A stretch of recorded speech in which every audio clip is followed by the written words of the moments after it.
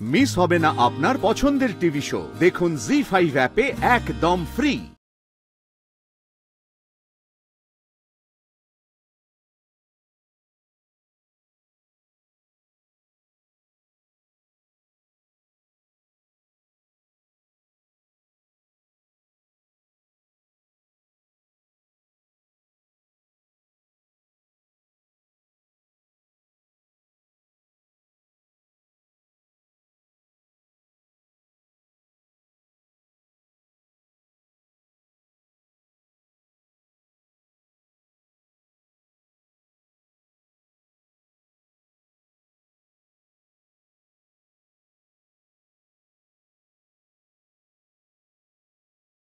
এই নাটকের কথাই বলে চলেছো, আসল ঘটনাটা কি সেটা কিন্তু কেউ বলছো না তোমরা।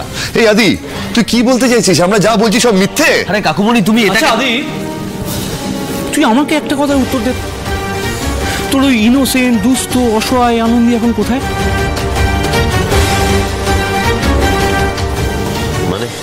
মানে তুই তো ওর অ্যাক্সিডেন্টের খবর পেয়ে স্পটে গেলি, সেখানে গিয়ে বেশ কিছু ভিকটিমকেও দেখলি এবং বেশ কিছু ভিকটিমকে তুই মেরিনেস্টেও পাঠালি।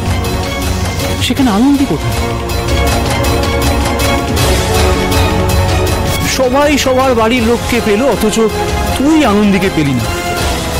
এটা একটু স্ট্রেঞ্জ না? এটাই তো, এটা ওকে কে বোঝাবে? বলছি ওখানে যায়নি।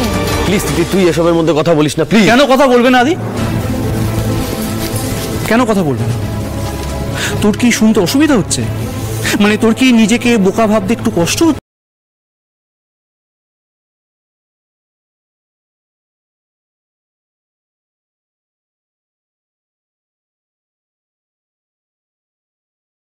তাই তো আনন্দী না এখন থেকে সারা জীবন ওর এই ভালোবাসার মানুষ, মানে you can say partner in crime, রকেটের সঙ্গে সুখে শান্তিতে জীবন কাটাবে। সিম্পল। কি বলছেন কি বলুন তো? হ্যাঁ, আপনার কোনো ধারণা আছে কোন অবস্থায় আমি ওকে এ বাড়িতে নিয়ে এসে তুলেছিলাম? কোনো ধারণা আছে? আরে ওই কি নাম বললেন, রকেট নাকি? ও তো মেরে দিতে চাইছিল আনন্দীকে, প্রাণে মেরে দিতে চাইছিল। মাই গড, আরে কি সাংঘাতিক ভাবে ব্রেন ওয়াশ করেছে তোমার। আমরা এতজন মানুষ এতক্ষণ ধরে তোমাকে বোঝাতেই পারছি না ওই মেয়েটা আদতে একটা ক্রিমিনাল। সবাই সবার ভাগটা কিন্তু ভালো মতো বুঝে নিয়েছে। রকেট বাবু পেলেন 5 লাখ, হার নিল আনন্দী। আর ওই যে সেদিনকে আমাদের বাড়িতে এসে মেয়েটা কি সব নাটক করলো না, ওই যে ওর দাদাদেরকে ঘাড় ধাক্কা দিয়ে বার করে দিল, ওটা কিন্তু পুরোটাই আই ওয়াশ।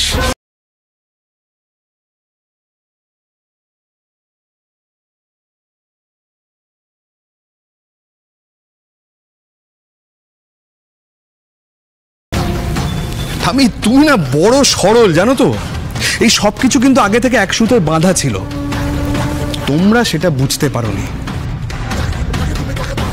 5 কোটি টাকা ডিমান্ড করে ফোন আসবে, হ্যাঁ, না হলে শালা বাবুর বিরুদ্ধে কেস তুলবে না। 5 পয়সাও দেব না। সব ক্রিমিনালের দল, জানে না কাদের সাথে সভ্যতা করতে। ঠিক জায়গাতে এসেছে, না তো মা দুর্গার হার নিয়ে পালাতে পারে।